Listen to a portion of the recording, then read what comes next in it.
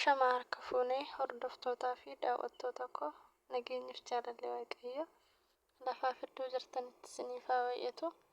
Akkam jirtuu nagaa keessanii ani obboleettiin keessan nagaa fayyaa kooti.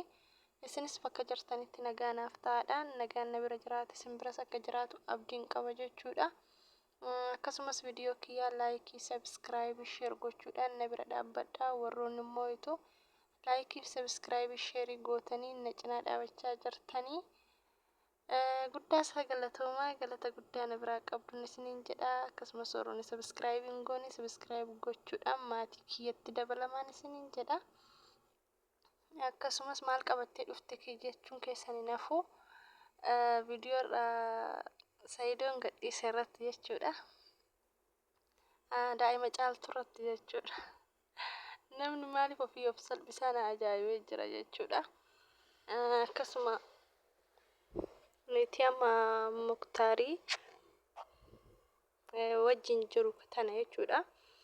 Niti lammaffaa hidhee haadha manaa lammaffaa hidhee ishee wajjin jiraatu tanaadha jechuudha.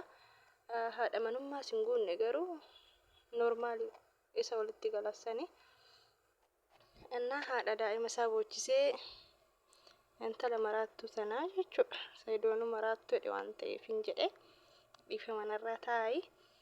Kanaafuyyuu Sayidii waaqa ishee argachiiseet daa'ima kennisiisee jechuudha. Namni maaliif akka nama yaame osoo hin beekin, maal akka namaan jedhu osoo hin beekin, maaltu dubbii akkamitti afaan isaa keessaa ba'a jettee osoo hin beekin, dursa gaafii maaliif na barbaadde jettee osoo hin gaafatin, jaalala kiyyatu mana si fidee guyyaa duraatu guyyaa ayyuu wajjiini mana dhufne kaballaa jaalalaa akka ta'e bareen jira. Das nama jetti. Nama sheemin hin qabu hin jaabara.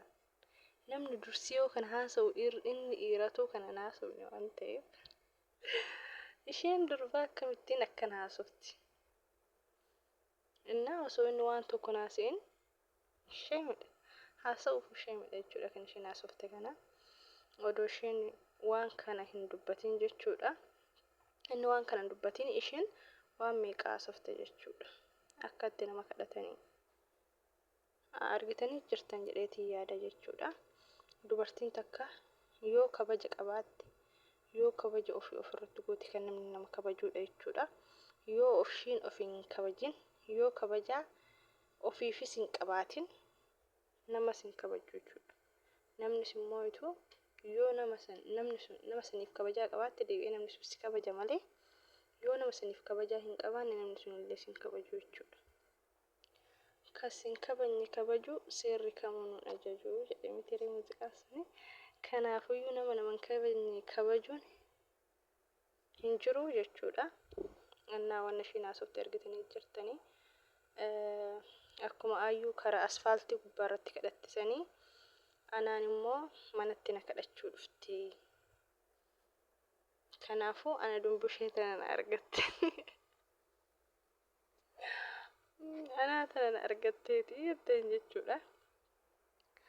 Sila waan akkanaa kan itti haasa'uu qabu, wanta osuma ta'uu kan itti haasa'uu qabu sila isa dhiirati jechuudha. Garuu shamarran takka ishii qofas miti garuu heddummaatee jira. Kun haasa'allee hin qabu. Garuu osoo gaafii jaalalaatis ta'e haa ta'u. Garuu waan inni jedhu oduu addaan hin baafatin, maal akka haasa'u addaan hin baafatin deebistee akkas jechuun ishee jechuun baay'ee sheemi nama qabsiisa jechuudha. Nama shamarran takka kan kabajaa ofitti qabdetu irra bareedaa waan ta'eef jechuudha. Innaa akkasii kabajaadhaan fiddamoo kabajaan fiddu jedhee gaafannaani ati nama kabajaa qabdu qorfuu dhiyeetteen qorfuu dhiyeetteen jechuudha. Baay'ee obsee fi irra deddeebitee itti haasoftee namoonnumti jechuudha. Namoonnumti dhirsa namaa jala deemanii dhiirri hin dhabameen jedhan. Dhiirri hin dhabamee namoonni meeqa osoo jiran namoonni meeqa ka ishii fuudhuudhaaf ishiin garuu dhugaa dubbachuuf nama bareeddu nama jechuun hawwata qabdu jechuudha. Garuu mootu nama akkanaa namni illee ittiin hajamu jechuudha. Maaliifi akkanumatti beekamtii jechuu barbaadetiniini osoo ishiin nama kabaja akka caaltu ishiin akka ishiin caaltu bakka nama gadi tokkotti ilaalu barbaadde jechuudha. Garuu caaltuu fi ishiin tasumaayyuu walitti hin dhiyaatan jechuudha. Tasumaayyuu garaa fi dugdaa jechuudha walitti hin dhiyaatanii. Garuu ishiin caaltuu intala baadiyyaa intala maalii ittiin jechuudha. Caaltuu yeroo arrabsite jechuudha. Silaa kan ishee arrabsuu qabu caaltuudha malee deebitee ishiin tun caaltuu arrabsuu hin qabdu turte. Tokko abbaa manaa caaltuu fudhatte jechuudha. Silaa kamtu arrabsuu qaba caaltuutu ishee arrabsuu qaba malee isheen deebitee caaltuu arrabsuu hin qabdu jechuudha. Intala baadiyyaa maal beekti tuffaaran jetti yeroo mara jechuudha viidiyoo gubbaarra baate jechuudha. Viidiyoo duraatii keessatti illee argitanii jirta. Tuffaaran maal beekti baadiyyaadhaa dhuftee geejjaa tana wajjin akkamittiin jiraataa jettiin jechuudha. Jechuun hin qabdu. Isheen nama kabajaa qabdu jechuudha. Caaltuun nama kabajaa qabdu. Kaleessas immoo akka itti fudhatamte ni beektan jechuudha. Hundi keenya ni beekna miidiyaa kanarraa. Garuu immoo har'aatuun immoo bakka dhuftee kan ijaarsa ishee irraa fudhatteera kan immoo arrabsitu.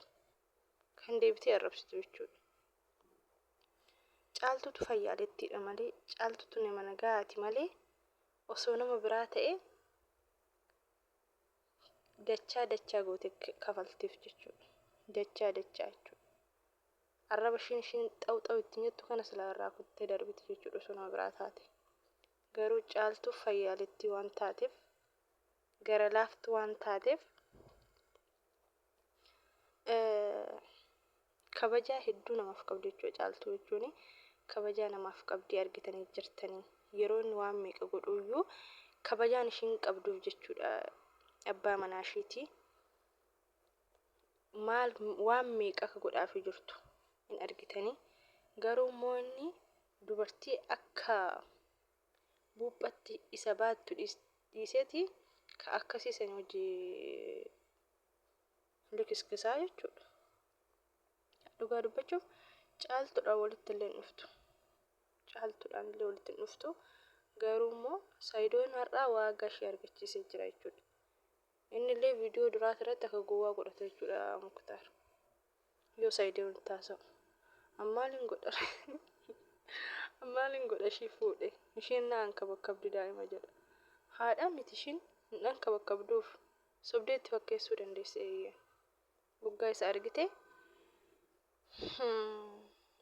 bifa daa'imatti sossobaniin sossobdee an kabakabuu fi dandeessi. Garuu yeroo inni irraa gadi bahee waan barbaade godhuu dandeesse jechuudha.